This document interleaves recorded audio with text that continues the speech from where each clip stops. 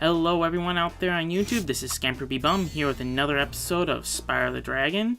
Last time we talked about the Artisan Realm dragons in the original game. Link to the video up in the corner.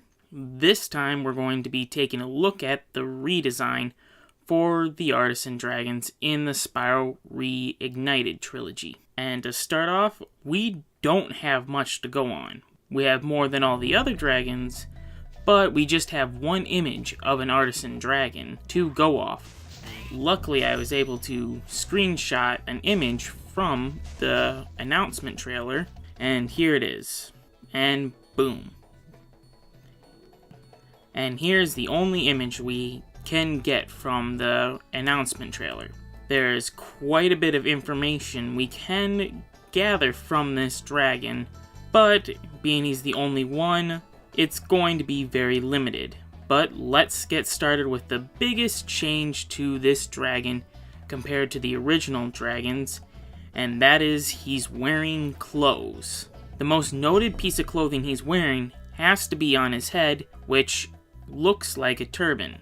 After a little research, the turban he is wearing is not the traditional style turban most Americans know of. It is actually closer to an Indian style turban, which is meant as a sign of respect and honor. The rest of the clothing he is wearing is nothing too special to note.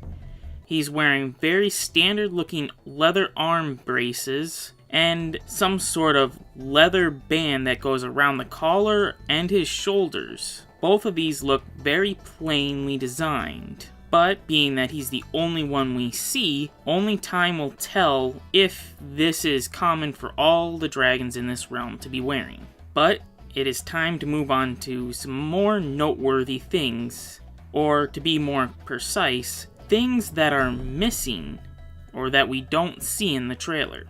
In the original video I made about the Artisan Dragons, we can tell the difference of Artisan Dragons from all other dragons based around their horns and the spines running down their back. But this dragon looks completely different from the original, and with its turban, we cannot see the horns on this dragon's head.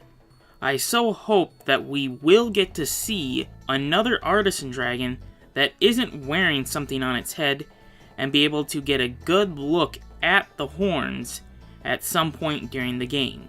We do see a slight representation of the horns on the crystal form the dragon is in, but those horns don't look anything like the original dragon's horns.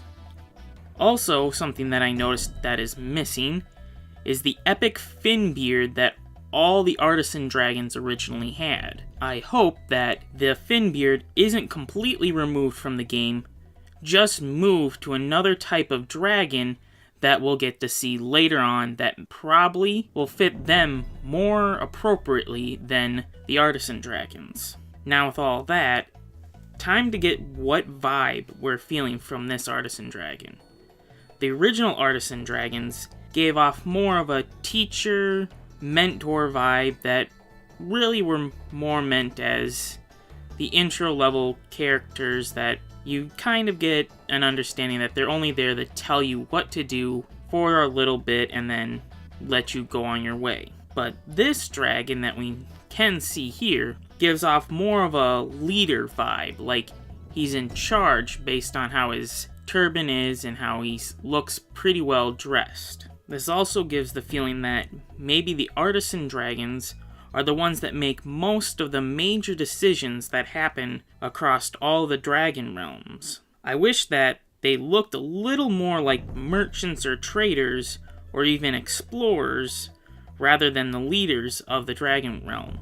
The Artisan realm always felt more like a hub for all the other realms to go to and travel between, rather than a seat of power.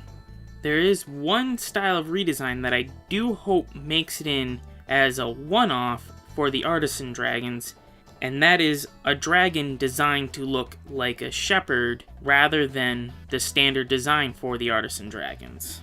This would mainly be because all of the sheep and rams that we see in the game are found in the Artisan realm. It could even just be an appearance of one dragon in the Stone Hill level, which contains almost all the sheep and ram enemies in the game, as well as having shepherd enemies, so that he could probably give some fun commentary about them before going back into his crystal platform. But this is just a fun idea, and wouldn't need to be in the game, but would be really cool to have. Well, that is all the things that I've noticed from this one dragon that we can break down for now. At the time of this video's recording, there is currently only one picture of a released dragon from the original Spyro game's remaster. If we had more pictures or even videos of other dragons from this realm, we could go more into depth, but alas, we don't have that at the time of this video. So, time to move on to the next dragons on the list, which will go to, how about the Peacekeeper realms and their dragons. That'll be fun. I mean, they are the most unique looking dragons out of all of them, but that'll be for next time. This is ScamperBeeBum asking if you enjoyed the video, please like, and if you wish to stay up to date with this series, please hit the subscribe button, and hit the bell to get notifications when the videos are up. Once again, this is ScamperBeeBum, bidding you all adieu.